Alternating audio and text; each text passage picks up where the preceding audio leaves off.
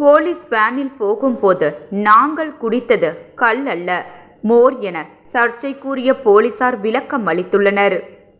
புதுச்சேரி காவல்துறை தலைவர் சார்பில் 12ஆம் தேதி வெளியிடப்பட்ட உத்தரவில் 3 ஆய்வாளர்கள் பணியிட மாற்றம் செய்யப்பட்டனர்.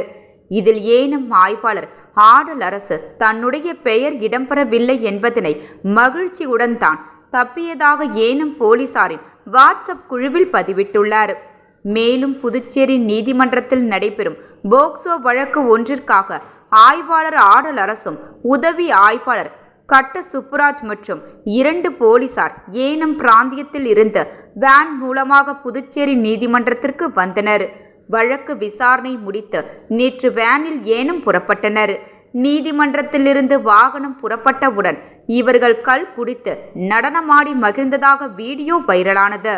இதனை கண்டு அதிர்ச்சி அடைந்து சர்ச்சைக்குரிய காவலர்கள் தாங்கள் காவலர் வேனில் செல்லும் பொழுது குடித்தது கல் அல்ல, மோர் என விளக்கம் அளித்துள்ளனர். மேலும் தாங்கள் போலீசார் குரூப்பில் பதிவிட்ட வீடியோவை எங்களுக்கு வேண்டாத சில போலீசார் இதனை பரப்பி இருக்கிறார்கள், அவர்கள் மீது நடவடிக்கை எடுக்க வேண்டும் எனவும் அவர்கள் காணொளி வெளியிட்டுள்ளனர்.